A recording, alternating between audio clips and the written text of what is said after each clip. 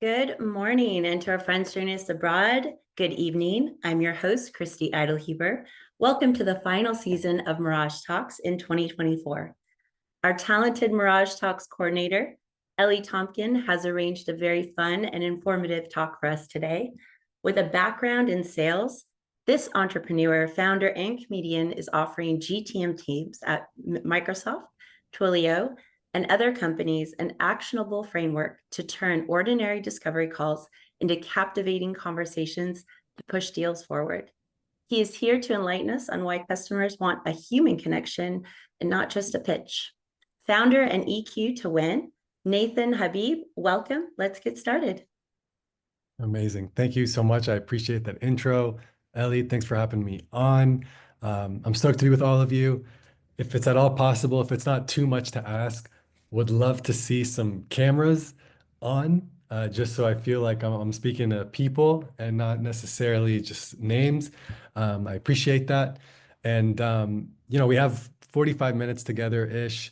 I could obviously just share a screen and all that, but I figure this will be way more impactful if I can bring like practical value to all of you that you could take in your next calls or when you talk to your next customers. So here's what I would think we could do. I'll give you just like a quick pitch on my story for credibility's sake. And then what I'd love to do, whoever is willing to share or wants to share what they want to get out of this session, right? You know the context. I'm helping people be more human in front of their customers, establishing a human connection with them, uncovering deep business pains. And from there, maybe you can think about, while I'm giving my intro, what is it that you want to get after this 45 minutes? Because my goal by the end of this is that someone, at least one of you, leaves this call being like, wow, I'm so happy I hopped on because now I can do this strategy or this tactic right after this session. How does that sound? Is that cool with everyone? Okay. Amazing, amazing, amazing. All right. So here's my background. Since high school, I've been doing stand-up comedy, like nightly. It was like my first passion. I just love doing stand-up. I started in San Francisco. I've been doing it for a while there. And then 7 years ago, I moved to New York City to pursue comedy. And stand-up comedy doesn't really pay the big bucks and to survive living in a city like San Francisco or New York City. So during my entire time of doing stand-up, I guess after college, I was in tech sales. And I started as a sales development representative, just getting meetings and all that. And then I eventually got promoted to an account executive role. I worked in 4 different companies in this like 10-year span. And the differentiator for me was this. By no means am I here to say I was always like the best salesperson and all that. No. But the differentiator was for some reason, I was just really good at having a customer hop on a Zoom call or hop on a call with me or in person. And immediately I would just establish a human connection with them. And I didn't think that was going to be enough to like hit quota and be a top performer, but surprisingly it was. What I kind of learned was if you can earn that trust and establish a connection with the customers very early on, you have the credibility and the liberty to have as many calls as you want with them or gather more resources and use it as a collaborative effort. So now it's less transactional and more consultative. So I found a lot of success in that. And I was just like, you know what? Let me make this into a business because I noticed that a lot of my colleagues were quite robotic on customer calls. They were leveraging scripts, right? Like a customer would say all these really, really fruitful things. And then the inexperienced account executive or whatnot would like look to the side and like look at what question to ask and then ask the question. And then the customer is completely checked out. So I was like, okay, let me make this into a business. I did it. And then COVID hit. And then I had to stop that business and stop stand up and everything. It was a mess. And then I had to start another, I worked at another company for 2 years, created into a business. And now here's where I'm at now. As some of you might know, sales kickoffs are coming up. It's the new year coming up. And really, the way I'm earning most of my money is speaking at these sales kickoffs. So the last kind of thing I'll say, just in terms of like credibility sake, a month from now, literally 1 month from now, I'll be speaking in Vegas for Zendesk's kickoff. Zendesk, huge company, worth or projected to be worth $50 billion. And I'm speaking in front of 1,000 people in the theater and in the Fontainebleau Hotel. So hopefully that gives a little bit of just trust and credibility of who I am and the framework that I would offer all of you. Okay. helping people establish a human connection with their customers, helping people feel more confident on calls and be more creative on conversations, helping people uncover deep business pains. And the last thing is finding creative ways to actually get a meeting with a potential customer, right? Outbounding. Those are the value points that I offer customers and companies. Let me pause for a second. Based on all this, based on the story, based on the value I offer to people, is there anyone in the Zoom chat that's like, okay, if this is the case, here's something I really want to get out of this. How do I do this? Or how do I do that? Or this is a challenge I'm facing. I'd love to at least like explore this challenge. Does anyone want to share at all? Hey Nathan, maybe I'll start by Well, I'm in the sales position, and getting no or getting the rejected messages is very common. mhm. So any tip on a breakthrough on LinkedIn, Yeah. phone conversation, that will help. Okay, cool. And are we specifically talking about you're reaching out cold to get an initial meeting with a Correct. customer and they're Yes. just responding like no? Cool. I can absolutely go through that. And is there anything else that people are curious to talk about or anything at all? Yeah, I would love to, if I can ask a question. Yeah, please. Okay, great. We're developing innovative software that will help a lot of organization. Now, how do you overcome the fact that the actual pain is not recognizable yet with the customer? He doesn't actually understand what we can actually do for him. Yeah, they don't even know that they have that problem. No, but we can, of course, prove it Sure. by numbers, but you Yeah. need to get through the obstacle Mhm. in order to show him, look, you have a pain that you're not realized yet, but we can save you this and this and this. Sure, sure. And just curious, Itai, like, are you are you live? Like, are you selling to people right now? No, we are in a POC MVP stage. Okay, cool. We talked with CEOs and Yeah. etc. People that actually know the people that we talked with got it, Yeah, but you have to reach to a lot of audience, sure. and many people, well, not everybody understand that before the meeting. Yeah. I get Same, you. Okay. the same question for me. Yeah. Well, Same yeah. question for me, same stage. Mhm. I'm AI for agriculture cuttings and stuff like doing action in the vineyards. That is actually normally they are missing many labor. We are trying to overcome labor lack of labor in the vineyards. So about the same, people cannot anticipate what they can get out of the system, and we already challenge what they already know about all the previous failure. When we come to the discussion, it's not a clear. Yeah. It's not a clear. It's something in the background is very loaded with failures. Yeah. So basically what I'm hearing is I have this product, I have this service, right? The first challenge is how do I get people to even like give me the space to have a conversation with them for half an hour, just so they can actually like really hear me out. And in this half an hour, how can I kind of steer the conversation in a way where they're like, okay, this is relevant to me. Like there's a potential pain here that I might not even know that I have, but it's like worth considering. Am I getting that right in terms of like a summary on it? To get into the openness of this, that telling you something that is really challenge for them. Yeah. Uh, Yeah. it's not there, eh? We don't know each other. Eh? It's Yeah. Like how do it's you easy. get yeah, like how do you get strangers to open up and even like share a pain point with you, like willing to be Yes. vulnerable with you? This I love this. This is like exactly why I do what I do. So we can absolutely go through a strategy there. Yeah, sorry, was there anything? Yeah, Yeah. can I have a question? Suppose we are talking to a customer and he has the pain that we are solving, but our uniqueness is not unique for him. Like he doesn't care for our uniqueness.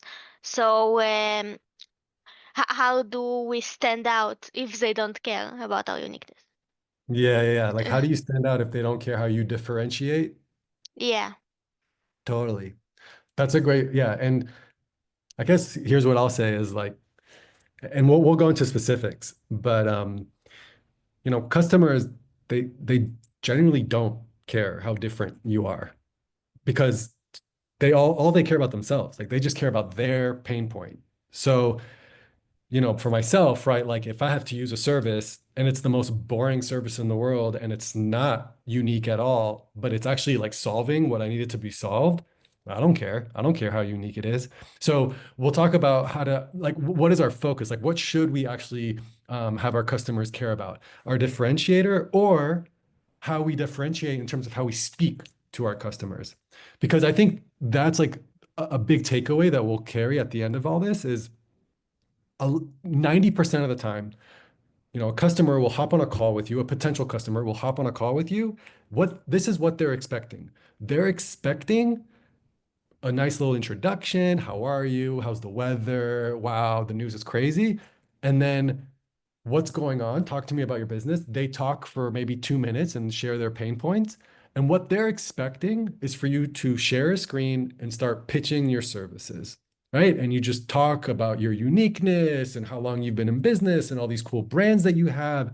And the entire time that's happening, your customer is thinking in their minds, this person has no idea what I actually care about or what I want to solve or what the problems I have. Okay. And so what I'm trying to like change people's mindset on is how do we actually not worry about sharing a screen at all? Like we might not even need to share a screen on these calls and just ask the thoughtful, proper questions to get an interesting conversation going. Because once we can actually have a meaningful conversation with a customer where it's like deep and they're actually like entertained by it, they're having fun with it, then you have all the rights to share as many screens as you want for the future calls. Cool. Sorry, was that clear? Kind of just like in my point of view on that before we move on? Okay, cool. Anyone else before I start kind of sharing some tactics? All right, cool. So here's what I think would be kind of cool. Maybe for the next like 5-ish minutes, Ellie, I want to like show you how I'm getting meetings from my business. Okay. Because then what we can do, we can be like, okay, cool. I'm going to show you this like tactic of how I'm getting meetings from my business, like cold outreach stuff. And then from there, it'll be a nice transition on like, okay, now that you have the meeting, what do we say? Like, how do we ask questions to make sure that, like, as Roy said, like they open up with us. Okay.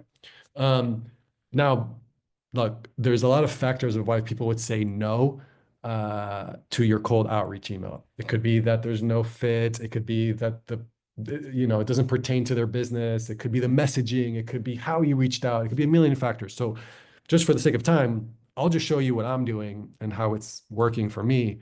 And then you can steal whatever you want to steal. How does that sound? Cool. Okay. Here's what I do. I don't think anyone's doing this, by the way. Like I really don't. No, Paris is very beautiful because everybody was stealing the Wait, say that you're coming soft. Say that again. the city of Paris is so beautiful because everybody was stealing the same idea about beautiful buildings, just a bit different, you know? Okay, cool. Well, then hopefully you can have your own Paris soon. Okay, cool. All right, so let me so I'm going to show you what I do, and I am mindful that we're not all in the same industry here, but I think you can still take some nuggets from what I do. Okay. All right. So obviously, like I from my industry, like I leverage LinkedIn to get meetings, right? And I also will use Sales Navigator, which is LinkedIn's, like a partner tool. It's like the sales tool it's the tool for salespeople that use LinkedIn. And I want to make sure I see all of you while I share my screen. So okay, cool. Can everyone just like raise their hand real quick on if they use Sales Navigator? Does anyone here use Sales Navigator? Okay. So we have some people that use it. Sweet. Actually, I'm Oh. failing using it. Failing using it. Okay, cool. Look, here's something that again, I just want to show you what I'm doing, and then it'll take like 5 minutes, and then you take whatever you want from it. But I'm looking up a company, right? So like Zendesk, right? And it shows all the employees. My buyer persona, the people that buy from me, are typically enablement people that work in sales enablement. So I'm going to search enablement, okay? And a few people come up, okay? So all these people come up. And in fact, what I'm going to do, let me see if I put sales enablement, like I'm looking for a specific person that I reached out to. On.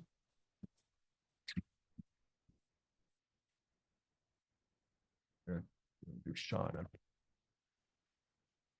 All right, cool. So she's the director of enablement, okay? Click on this profile real quick. And we're going to view this profile. And there's like a bunch of information about her. She's like posted things in the past, right? And I speak at sales kickoffs. That's what I do. So I know in my world that people post about sales kickoffs. Specific companies post about sales kickoffs. So I will type in LinkedIn, I'll type in SCO Zendesk. Okay. And what we'll find here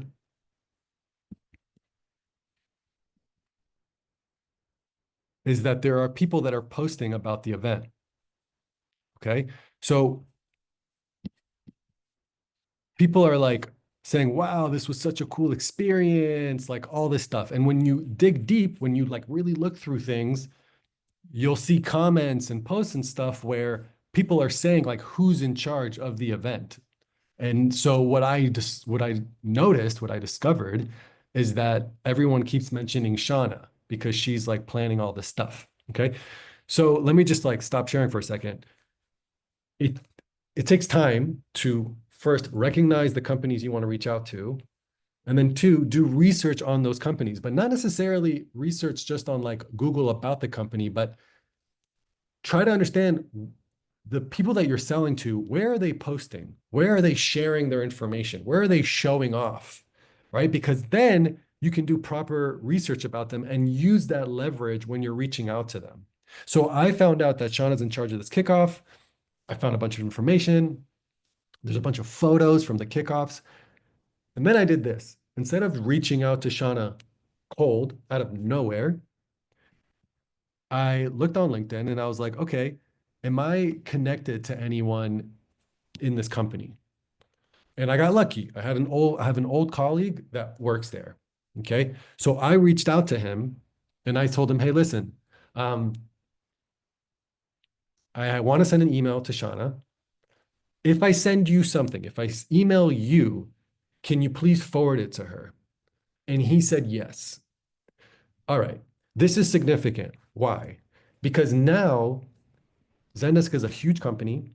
I know exactly who I need to reach out to. I have information about them, and I know for a fact that she will see my message. So let me ask the group this.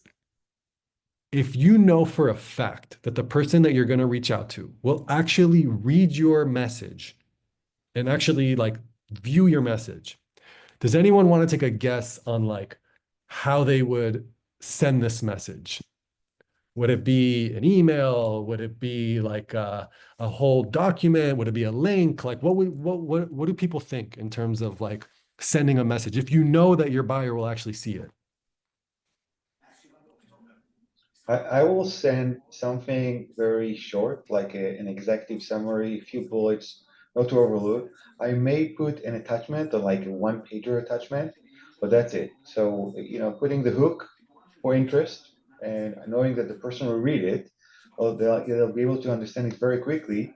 And if they come back and say not interested, that's good. I put what I wanted there on the table. Okay, cool. So like an executive summary of your business, right? Yeah. Okay, cool. Anyone else want to guess on like what you would put? How do you know that at the moment they have the need, the pain, that I'm addressing the right solution at the wrong time? Well, sorry. So are you saying that's what you would send them, or are you asking? Usually people will come back to me if I am addressing their pain at the right time. Yeah, yeah, yeah, of course, sure. So a couple things, right? So So I have about 4,000 people at the first level in LinkedIn, about 50,000, about 20,000 CEOs or executives, CXX in the yeah, companies. And if I addressing them one by one, without knowing that they have the specific pain right now, and I'm addressing the correct question to the correct person at the correct time, with it, yeah. that's where I fail. Yeah, but so what you're saying is you're reaching out to like thousands of people at a time, right? No, always one by one, one by one, Oh, but but but yeah, the message needs to be very precise to the sure. pain. But if I don't know the people, the second Yeah, level, I don't know. I yeah. never spoke So to them. I don't know the pain. I yeah, need yeah, to yeah. get to So I need to bypass the barrier. well, I here's what I would propose. You don't know their pain when you're reaching out cold. So to get their attention, rather than guessing the pain, it's leveraging what you know. And leveraging what you know is doing research on the person and on the company. And what I find is that even if you don't know their pain, even if they don't think they have that pain, if you show that you're putting in the effort on doing research about their account and the person, they are going to be willing to give you the 30 minutes to hear you out because you're showing that you genuinely are curious about their business and you're not being presumptuous. You're not saying, I know for a fact I can help your business. That turns people away. No one wants that. You're saying, hey, I have this thing. I've done research about your company. Let's explore together if this would help you. Now, let me show you the way I reached out. Okay. Um, so give me one sec. I'm working with one screen here because I'm out of town. So bear with me for a second.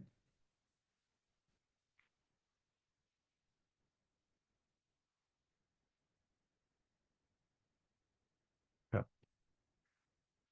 here we go.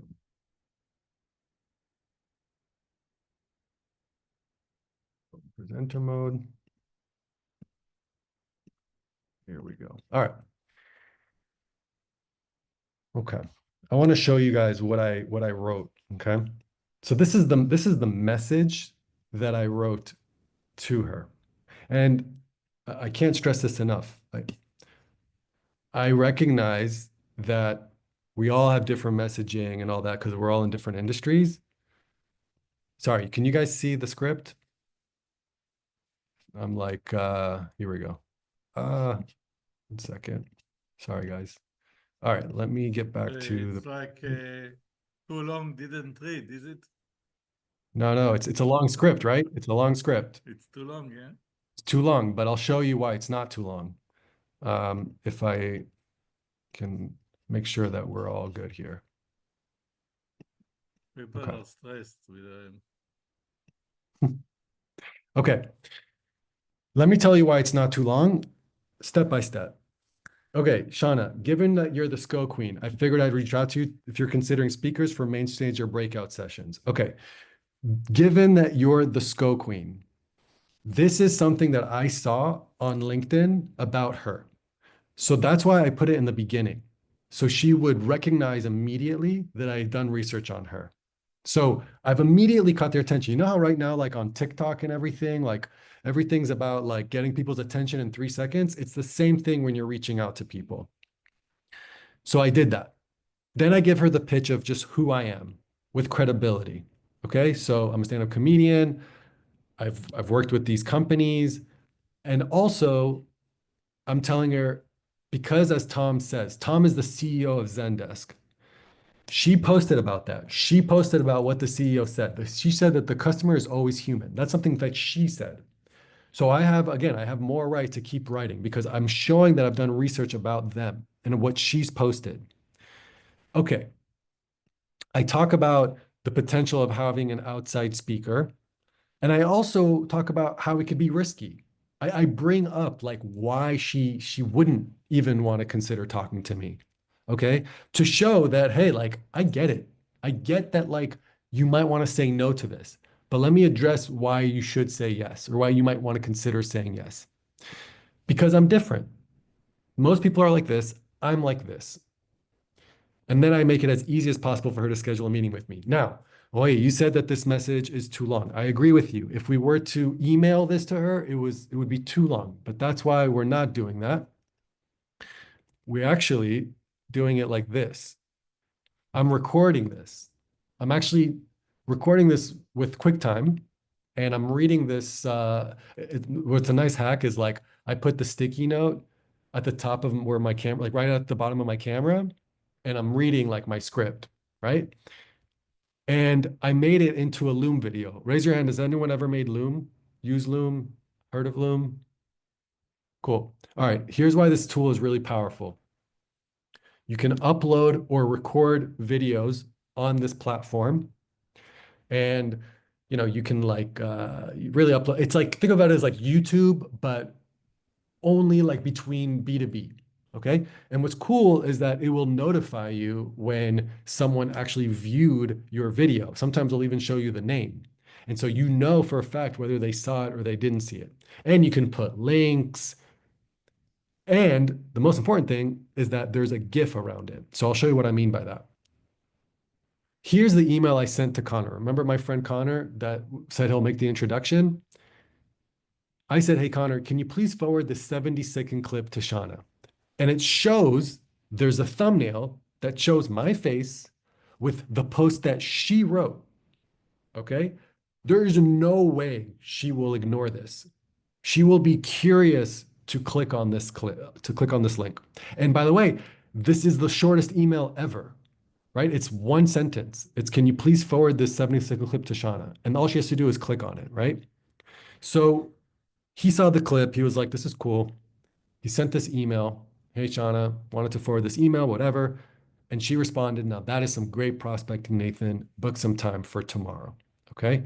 And then she used my Calendly link. I put the Calendly link in the Loom and we're set. By the way, I've done this many times and it's kicking ass. Okay. This is the reactions that I get for people when I send these videos. What an amazing way to communicate your message. Love this outreach. What a great prospecting tactic. So I know some of you are thinking, this is going to take too much time. I'm not good in front of a camera. I can't do research on everyone. That's totally fair. But here's what I would say. I'm sure there's about like 5 accounts out there in the world for your business where if you closed those 5 accounts, it would be enough for the year.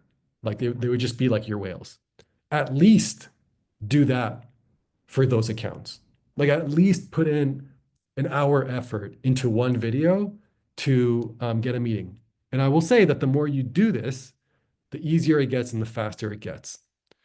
Let me pause for a second before we get into, okay, what do we do now that we have what do we do after we actually schedule the meeting? Like, how do we have deeper conversations? So let me just pause with what I showed you so far in terms of like an outbounding tactic.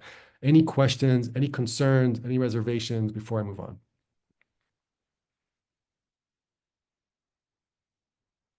Yeah. Hi, Okay. Gross. I think I see a hand raised from Itai. Yeah. Please. As someone who is I'm coming from and involved in cybersecurity. Mhm. Many companies will not open Links. links or videos because whether it's company policy or automated systems that will block, especially companies, by the way. For sure. So we need to find a way to get around it. Yeah. So quick question. You're selling to cyber companies? No, I'm coming from cybersecurity, so I know the But problems and issues inside of it. okay, so here's what I'll say. So I hear you. It's happened to me at times. Here's what I'll say. Most of the time, it's not a problem. Like most of the time, they will see the link and they'll click on it and you're good. However, in the times where things are blocked or I mean, I guess at the end of the day, you can do both because here's what you can do. You can reach out to people directly on LinkedIn. You can send a connection request, a personalized connection request. They accept your connection request.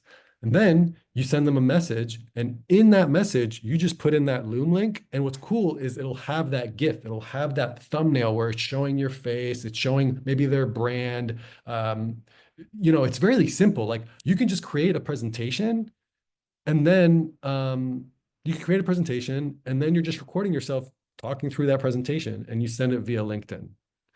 Well, I've done it with the other platforms, but it's another tool to check.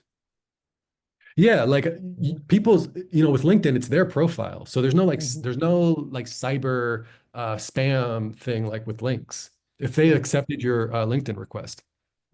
Great, thanks. Yeah. Yeah. Cool. I know we have about like, I don't know, 10 to 15 minutes left. Any other questions before we get into like the conversational part of this? One more Nathan. question about the trust. Okay. To build the trust in this medium, I mean, you say a few words about building the trust, but for example, I was involved in projects up to $1 million per project that it was coming when I speak to the CEO. And when I speak to any other level in the organization, it will not allow themselves to let the CEO know about you because Yeah, they're afraid that they will lose this trust internally if they don't sure. know you from the very, very long term and so forth. And Yeah. the CEO, when he wants to put a significant project outside, he wants to know that he's not going to fail. He has board members, there are other people, not to get lose face. So Yeah. it's not only the product, it's also how to get It's never about the closer product. when you are far away. Yeah. Yeah, no, I would say it's never about the product. It's about earning that trust. So I'll give you some tactics of how to do that. Was there someone else that wanted to ask something before we do that? Yeah, Oh, just a chat. short take. Essentially reading out your email on that GIF. Is that what just to make sure I understand what you were doing? Yeah, so what's valuable is like in that, I guess we can call it a thumbnail. But I guess you call it also a GIF because they'll show different images. But in that thumbnail, you can have like, hey, person considering XYZ, right? And now they're seeing this image and you're like, oh, whoa, like there's a person, they mentioned my name, they mentioned this like pain, they have like my company logo. This is like totally for me. I need to click on this. That's really the intention around it. Yeah. Okay, cool. Let's get into some tactics on how to have meaningful conversations and earn trust. Okay. Because at the end of the day, everyone, like what I really want to get across here is it's never about your pitch. It's never about your service or your product or your differentiation from competitors that gets someone thinking, you know what? Let me introduce him to my boss. It's always about what are the questions that they're asking me. So I know that this person is willing to help me. All right. There's 4 rules, if you will, to think about when you're doing these like discovery calls. And I think some might really like strike a chord. So just give me a second as I set up again. All right, here we go.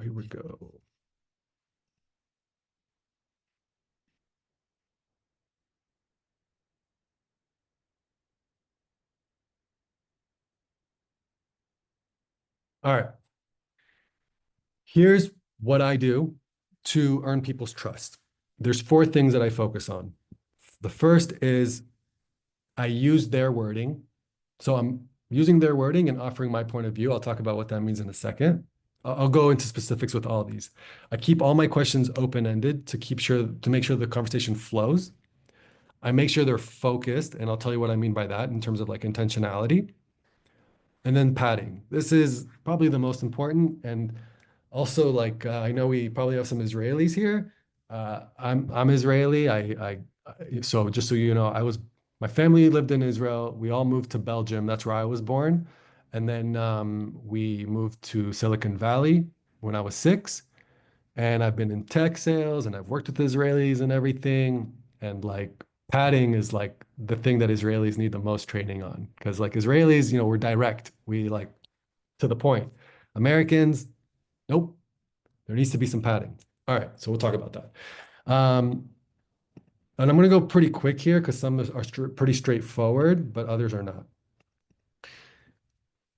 The first step to earning any kind of trust is showing the person that you are fully present with them, which means that if they're going to say something like, I could see this service helping my team be more productive, rather than just asking any other question after, you want to ask them questions where they use their specific wording. So how exactly could this make your team more productive? Okay. So I know this is super straightforward and obvious, but this will do wonders in terms of getting people to think, okay, this person that's in front of me right now, they don't care about just pitching. They are with me 100%. All right. Now, the other thing I want to talk about is expressing that you have a point of view. All right. So I went to go buy a tuxedo not too long ago for this wedding that I had. I got married like I guess almost a month ago. And boom, bing ring. I didn't want to buy a tuxedo. My wife was like, we're doing a black tie wedding. You need a tuxedo. I'm Israeli. I'll come to a wedding with flip-flops. I don't care. And she was like, no, you're getting a tuxedo. So here's my mindset is I don't even care about this. I'm buying the cheapest thing ever, period. I don't care.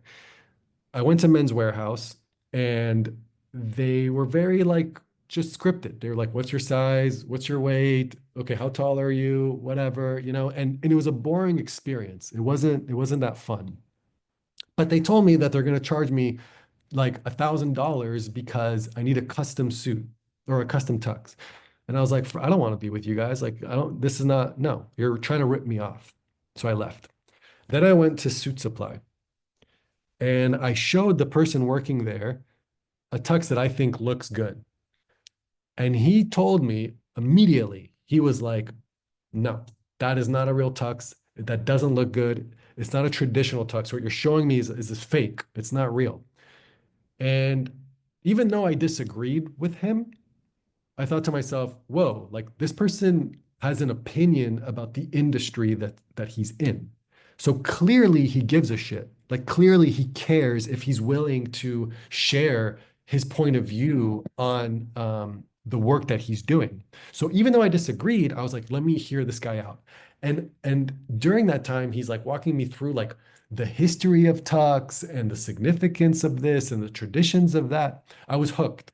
He really like led me through a really good buying experience. And I ended up buying a $1,200 tux, which is, I can't believe I did that, but I was excited about it because he got me excited about it. So what I'm trying to prove here is that like, I even took a picture with the guy. I was like, I love this guy. He's great. And honestly, $1,200 is not that much when you feel $1,000,000, okay? But why am I like showing this off? I'm trying to explain the point of you can have a call with a customer where neither of you are inspirational. You're not inspirational because all you're doing is pitching your services. They're not inspired because they don't even want to consider buying from you. So how do we get people excited to talk to us? And how do we show that we're excited to sell to them? And the way to do that is by having a point of view in your industry. So my point of view in my industry, when I'm speaking these kickoffs, here's my point of view. Speakers at sales kickoffs are boring.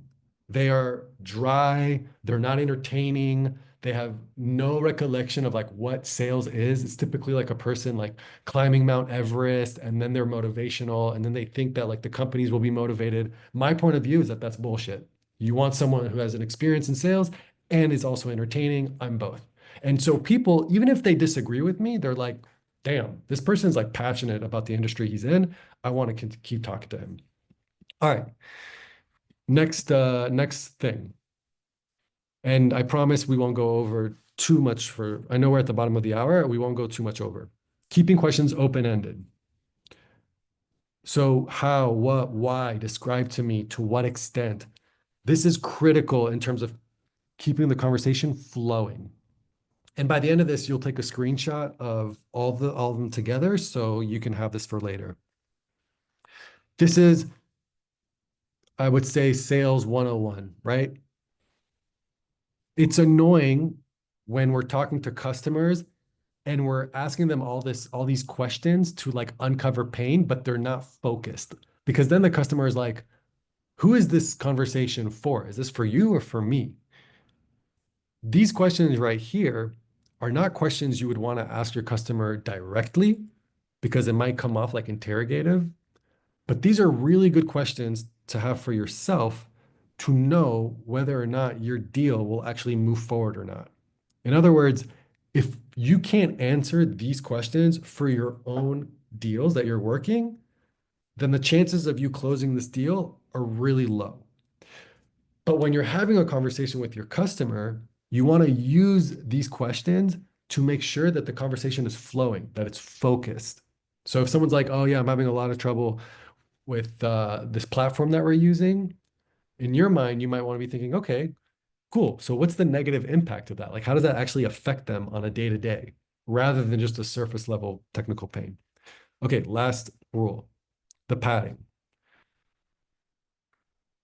Rather than just asking a question straight off the bat, we want to sell why we're asking the question. We want to offer context on why we're asking what we're asking. So very simple examples are like, this question might seem obvious, but let me ask this anyways. Or without being too forward, I want to ask this. I'm not sure how to ask this, but so you're softening your questions and you're adding context. Here's the more like complicated example. And Roy was like, how do I get them to open up to me? How do I actually like get them to be vulnerable? Well, the answer is this. If you want your customers to be vulnerable with you, you first have to be vulnerable with them. It's really that simple. So if a customer talks about a certain challenge that they're facing, that is kind of like a cue for you to be like, okay, cool. That's a pain that you're facing, and actually I'll show it on this slide. The pain that you're describing deals with productivity. And when you aren't as productive as you want to be, this is the impact that you're getting. Fine. When I have a problem with productivity, when I'm like not being productive, this is how it impacts me. This is the challenges that I'm facing. But I'm curious for you, how does it impact you? So what you're doing is you're saying, hey, look, we're not just going to talk about you. I'm willing to talk about myself as well. And I'm going to show you like what challenges I face with. But given that I want to help you, are you willing to share the challenges that you're facing with? So that's a really big takeaway here is if you're looking to have your customers open up, you got to open up first. I'll go back a slide and then I'll just show one more screen or one more slide. We talk about like earning credibility to earn that trust rather than just like asking questions. Let there be an opportunity to share a story about a customer that you have or a personal story that you have, and then tie it into a question. So, hey, our goal is to, increase revenue by 5x. Okay, great. I had a customer who had that similar goal. Okay, that's fine.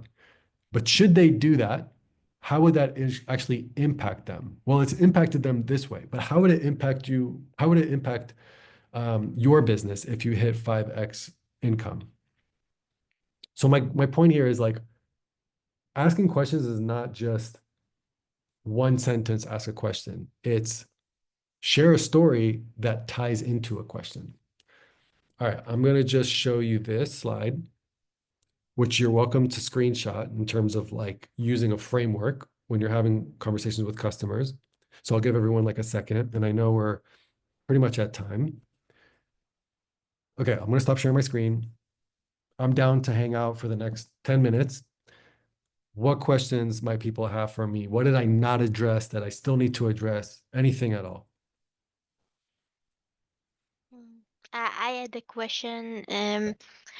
I what to do in a situation where a customer agreed to take your product, but you are not sure why because he's not really elaborating about its pain. Like, does it Mm, bother you? Yes. Okay. What do you do? yeah, yeah. Okay, Okay, and then I can agree to sell, but I don't know his pains. We didn't talk sure. about it. Yeah. Yeah. Yeah, I mean, you're basically asking me like, what if someone's not talking? You know? Yeah. Okay, cool. So here's a question that I love to ask when someone is not really like sharing much. Um, so actually there's two things. So one question is this. Hey, like, thank you for chatting with me and all that. I've asked you a bunch of questions and you've been really helpful. Is there anything that I'm not asking you that I should be asking you? Or another way to ask it is like, what am I not asking you that I should be asking you? What happens when you do that is now the ball's on their court and they're like, oh, I can finally talk about what I want to talk about. Okay. And if they say, nothing, right? Well, then there are just some people in the world that just don't want to talk. Like there's just some people that are not willing to share. But so that's one example. And the second example is this. It's like, hey, you've made the decision, like you want to move forward, you want to like buy, that's great, cool. Um, like I don't want you to just like buy this product just to buy this product and not get value from it. And now you've wasted money. Okay. That wouldn't be good for both of us. So help me understand what you want this service to actually do for your business. What is like the result, the impact that you want to see happen for your business? This question only values them because then you can be like, you can just be honest with them because listen, like you're not going to renew with us and you're not going to buy again if this doesn't give you value. So I just want to know like what you need to get out of this to make sure that you made the smart purchase. Um, is that helpful? Yes, thank you. And I had one more question. Sure. I personally really love good sales conversations. Like I don't like boring sales Yeah. people, but if someone is entertaining like you, I like to listen to him. Never mind what they are selling to me. But Mhm. about the point of view, it's different when in your story you didn't care about suits and it's not your world and the person like took you to a journey in the suits world and I love those things. But I don't love when I am in an industry and someone trying to sell me something in my industry and have point of view on my industry that I disagree with. And then he's Mhm. just pushing on me his point of view and like, okay, I disagree and I won't buy because of his point of view, not because of the service.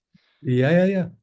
Sure. And here's what I would say is like we want to read the room, right? Like if you have like an expert on a call, right? And you're saying, hey, this is not real or this is not, that's fine. But if you're going into it with someone, for example, like a customer who doesn't know what their pains are, right? So customers that don't even know like that they have the pains, they might not be pertinent on some of the industry things. And so that was his opportunity to teach me. He like coached me. He was like, this is not a real tux. Don't buy this tux. And then I was like, okay, cool. This person's like trying to help me. So we really need to like know who our customers are. If it's like a CEO and they've been in the company for 20 years and now you're teaching them about the industry, they might be thrown off by that. But if it's someone who's like younger, less experienced, that might be a really good opportunity. Yeah.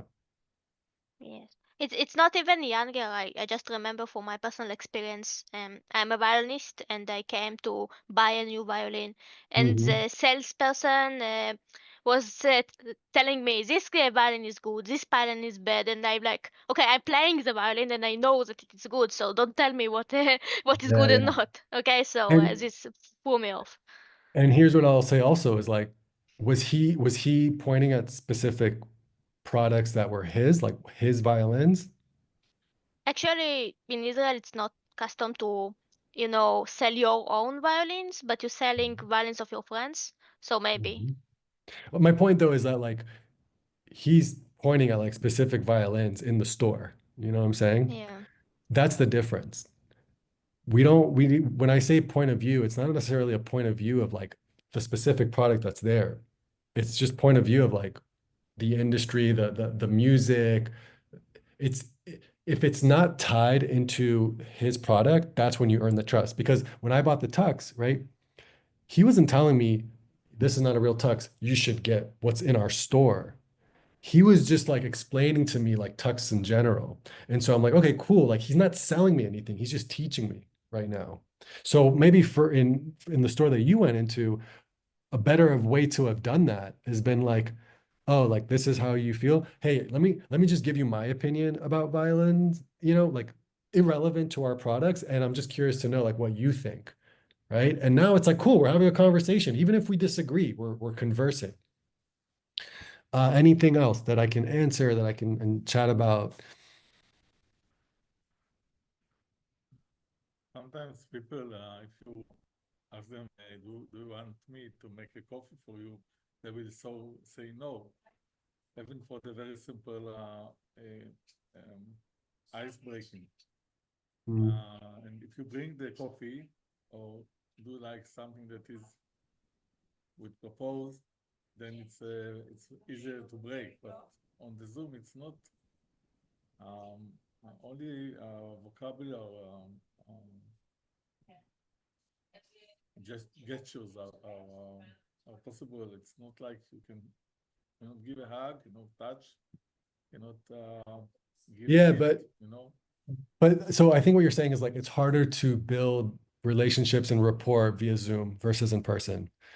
And sure, like there's definitely a factor of things being harder when they're virtual, but we have to remember like the setting that we're in. If we're in a Zoom setting, and typically with like Zoom meetings, look, let's be honest, right? Like for business, for sales, if it's up to us, no one would be on Zoom calls. We would just we would just buy. You know what I mean? Like no customer wants to hop on a Zoom call. They rather get work done or they rather just make decisions quickly. So if that's the case, let's be mindful of that.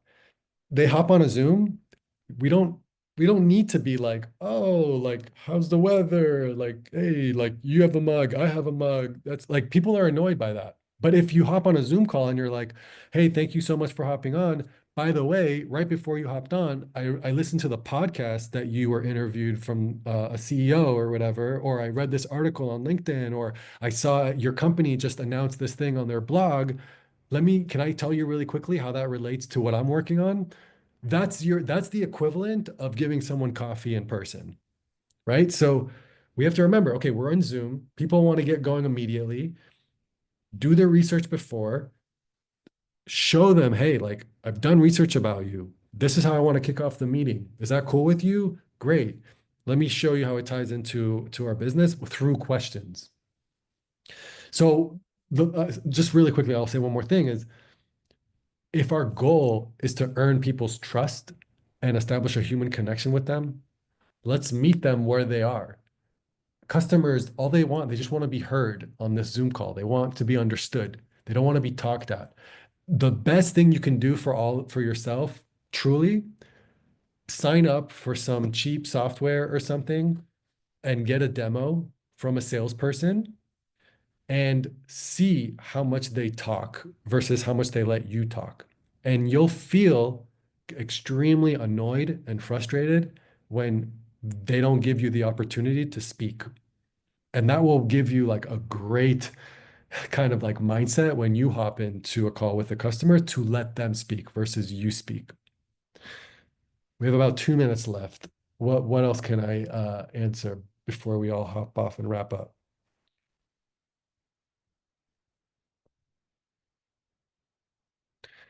Okay. At least for me, you built a great trust in a very short meeting, so it was a good demo for me. I appreciate. No, I love the attention. I appreciate the engagement. Yeah, I wanted to say also that I got the link about the alpha hour before the meeting, and I was in a different meeting, so I didn't know what to expect. So just opt in, and you are entertaining. So I stayed. Okay, I think No, it's the best compliment. I really appreciate that. And you know, I'm on LinkedIn, so and I'm sure people have my email, whatever. If not, I'm sure Ellie can hook it up. But I'm happy to keep supporting, like keep emailing me questions. We can hop on another Zoom, whatever the team needs. I'm happy to help. Sounds great. I wanted also to say thank you very much. I really enjoyed the talk. And now that I actually understand that you are a neighbor here in Northern California, we'll be happy to see you here. We're having programs of we bring startup companies from Israel to understand and communicate a Wow. little bit better with the US market. And Amazing. our upcoming program is in January 12 to the 24. Okay. And you're very welcome. I'll send you, or Ellie will send you the details, and it will be great to see you in person. Listen, so just so you know, Yishai, I'm based in New Jersey, but my family is in the Bay Area. So I come to the Bay Area, but I come to the Bay Okay, Area. so it will be a good opportunity for you to come visit them. You see, this is what I'm talking about. Straight up Israeli direct, you know? Like, Yeah, maybe It's I'll not send you a far. video on LinkedIn. yeah. No, I But love It's it. not make sure far. to open the You know, link. Yeah. I'm gonna here. Oh wow, there's a lot. Okay, I see the Zoom chats. Yishai, connect with me on LinkedIn so I get everything. Yeah, exactly. With the video. Yeah. Amazing. I love it. I love it. I'll Shall use you I do what- Loom for the first time. Amazing. So I completely concur with you, Shai, and I hope you will join us for our program in January. You gave such an amazing, fun session for us today. You enlightened our Mirage tribe, and what a nice finale to the 2024 season. Thank you, everyone, for joining us today. Happy Hanukkah, Merry Christmas, Happy Holidays. I hope to see each of you guys in the 2025 season. Best wishes and love to all of you. Take care. Thank you guys. Thank you. Bye. Thanks a Thank you, lot. Christy, and thank you, Ellie. Thank you. It was very interesting.